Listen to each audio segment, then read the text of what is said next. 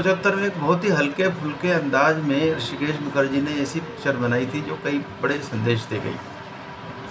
एक तो ये कि भाषा में दुराग्रह नहीं होना चाहिए और सहज सरल प्रवाहमय भाषा बोलना चाहिए, जिससे कि लोग समझ जाएं। नहीं तो आप कहते हैं हम लोहपथगामिनी से आए हैं या हवाई मार्ग से आए हैं या कुछ भी ऐसी चीज़ें कट्टरता के रूप में जो बोले जाते हैं, आगमन प्रस्थान, या जो बहुत प्रचलन में नहीं है, तो वो लोगों को क्लिष्ट लगते हैं। और एक शुद्ध हिंदी साहित्य के शब्दों का आम जन जीवन में उपयोग होना बड़ा कठिन होता है और बोलते भी नहीं है लोग, तो इसलिए लोगों को हंसी के पात्र बनते हैं। तो बहरहाल हम पिक्चर की बात करते हैं। पिक्चर की शुरुआत कुछ ऐसे होती है कि धर्मेंद्र का इसमें परिमल नाम है, प्रोफेसर परिमल, और वे बॉटनी के बड़े ख्यात नाम पर अध्यापक हैं, ऐसा बताया गया है। तो वे किसी हिल स्टेशन पर जाते हैं, वहाँ के एक रेस्ट हाउस में रुकते हैं और अपना कुछ स्टडी टूर के लिए गए थे वो, वहाँ जाकर रुकते हैं। उनके नाम का बोर्ड लग जाता है उस सर्किट हाउस में कि डॉक्टर परिमल श्रीवास्तव यहाँ रुके हुए हैं। इसी बीच क्या होता है कि वहाँ का एक जो चौकीदार होता है सर्किट हाउस का, उसकी पोती बीमार पड़ जाती है। तो वो उनसे अनुमति लेने जाता है कि साहब मैं अपने बच्चे को देख आऊँ और 2 दिन लगेंगे, पहाड़ी रास्ता है, जाने आने में टाइम लगता है, तो आपकी आज्ञा हो तो मैं चले जाऊँ। तो खुशी खुशी धर्मेंद्र को कहते हैं नहीं जाओ तुम, कोई दिक्कत नहीं है। पर एक दुविधा थी कि उसी दौरान बॉटनिकल स्टडी के लिए लड़कियों का टूर आने वाला होता है वहाँ। चूँकि चौकीदार उसको लेकर चिंतामग्न था, तो वो कहते हैं कि नहीं मत जाओ, तो जाओ तुम, मत रुको, और तुम्हारा टोपा मुझे दे जाओ। और टोपा जो मंकी केब होती है, हमारे मालवे में उसको गग्गू टोपा बोलते हैं, धर्मेंद्र वो रख लेते हैं। देखिए सिचुएशनल कॉमेडी यहीं शुरू होती है। उधर जाना होता है चौकीदार का, इधर बस भर के महिलाएं प्रोफेसर सहित लड़कियां आ जाती हैं। उनमें शर्मिला टैगोर भी होती है, और शर्मिला टैगोर चूँकि बॉटनी की स्टूडेंट होती है, तो डॉक्टर परिमल जो है, डॉक्टर परिमल त्रिपाठी की किताबें पढ़ती है, तो उनसे बड़ी प्रभावित रहती है। और जैसे ही वो देखती कि यहाँ परिमल रुके हुए हैं, तो वो उनसे मिलने की इच्छा व्यक्त करती है। लेकिन चूँकि डॉक्टर परिमल त्रिपाठी तो चौकीदार चला गया था, तो चौकीदार के भेष में घूम रहे हैं टोपा लगाकर, तो उनका सामान रखते हैं, उनके लिए खाने की व्यवस्था करते हैं। वो उसी दौरान कई ऐसी परिस्थिति जन्य हास्य पैदा करते हैं ऋषिकेश मुखर्जी, इसमें बहुत ही मज़ेदार है। और अंत में ये है कि वहीं सर्किट हाउस पर ये पोल खुल जाती है कि जो चौकीदार बन के सेवा कर रहे हैं लड़कियों की, वे असल में चौकीदार नहीं हैं, वे ही डॉक्टर परिमल त्रिपाठी हैं।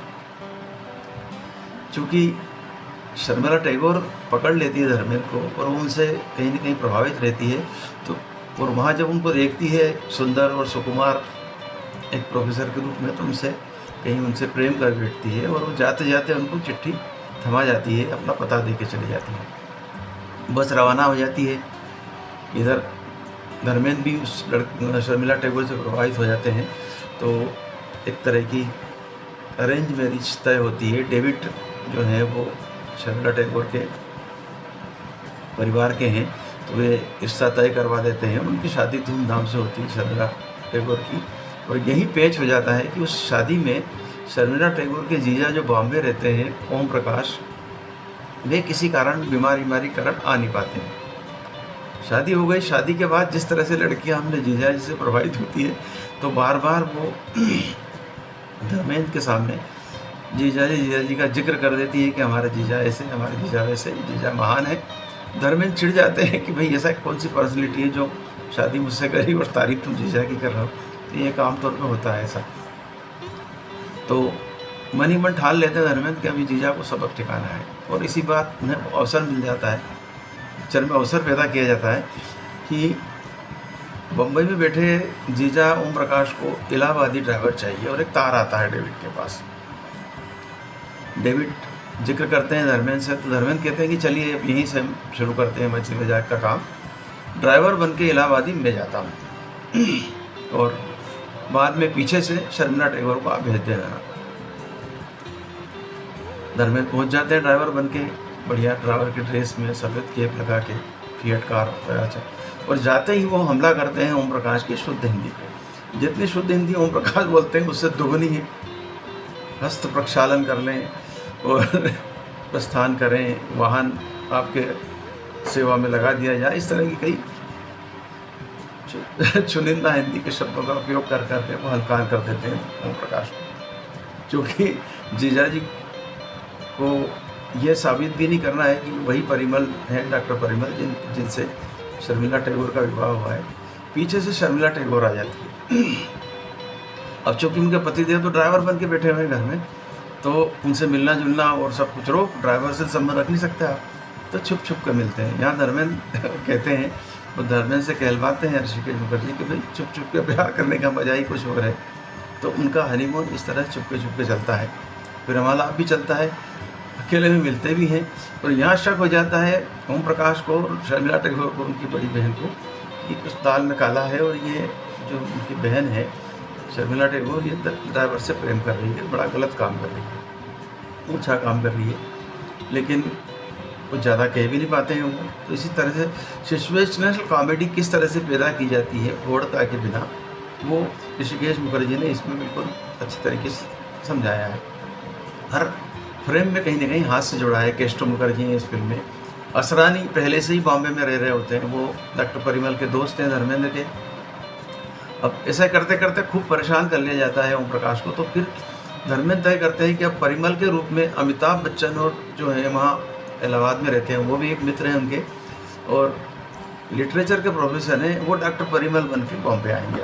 डेविड उनको लेके आएंगे। डेविड लेके आते हैं, दादर स्टेशन पे लेने जाते हैं ओम प्रकाश, और इसी बीच जब स्टेशन पे लेने जा रहे होते हैं, उसी दिन सुबह सुबह ड्राइवर साहब प्यारे मोहन, जो धर्मेंद्र उसका रोल करते हैं, उनका प्यारे मोहन का, तो वो शर्मिला टैगोर को लेकर कहीं भाग जाते हैं।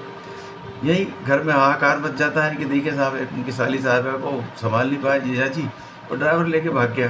अब वो डॉक्टर परिमल आ रहे हैं, उनको क्या मुँह दिखाएंगे, जाना ही नहीं चाहते हैं। उनकी बहन तो गई नहीं स्टेशन लेने, जैसे तैसे ओम प्रकाश जाते हैं लेने, असरानी भी जाते हैं साथ में, लेने जाते हैं।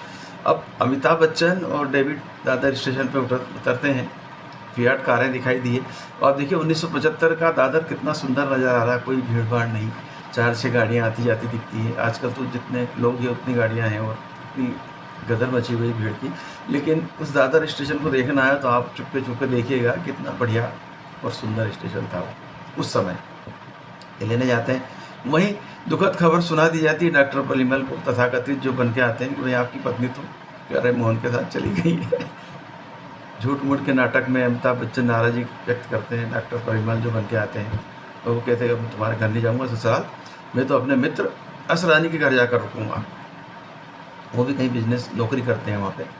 असरानी की एक साली होती है जो भी बॉटनी की स्टूडेंट होती है, और ये महाशय अमिताभ बच्चन भी बॉटनी के प्रोफेसर बनकर वहाँ पहुँचते हैं। अब वो परिमल का नाम उसने भी सुन रखा है, डॉक्टर परिमल बड़े नामी बॉटनी के प्रोफेसर हैं, तो वो भी चाहती है जया बहादुरी की मैं भी उनसे बॉटनी पढ़ूँ, और इनको कुछ बॉटनी का ब नहीं आता है। फूलपत्ती तो लिटरेचर के प्रोफेसर हैं, और जैसे तैसे दिखाते हैं। वहाँ भी बहुत अच्छी कॉमेडी पैदा करी है मुखर्जी द्वारा, और धीरे धीरे जब दोनों में अच्छा रेपो हो जाता है जया बहादुरी अमिताभ बच्चन में, तो असरानी की जो पत्नी है, बड़ी बहन जया बहादुरी की, वो ये कहती है कि परिमल तो बड़ा लूज कैरेक्टर आदमी है असरानी से। देखो पत्नी भाग गई है तो कोई चिंता नहीं, अब इससे नैन लड़ा रहा है जया बहादुरी से। तो यहाँ भी बड़ी हास्य पैदा होता है, और अंततः जया भी नाराज़ हो जाती है उनसे, अमिताभ बच्चन से, कि आप झूठ बोल रहे हैं, मैं तो परिमल समझ के आपका सम्मान कर रही हूँ, प्रोफेसर है। तो फिर वो कह देता है भाई ऐसा नहीं है, परिमल का नाटक कर रहा हूँ, परिमल तो कोई ऊपर है धर्मेंद्र, जो प्यारे मोहन बन के बैठे हुए हैं। फिर क्या होता है कि अंत में शादी तय कर लेते हैं कि हम शादी करते हैं। जया बहादुरी और अमिताभ बच्चन एक मंडप में जाके वहाँ उनका विवाह होता है, और झूठी खबर लेके असरानी भेद पहुँच जाता है ओम प्रकाश के घर की, जहाँ वो डॉक्टर परिमल जो हैं वो दूसरी शादी कर रहे हैं।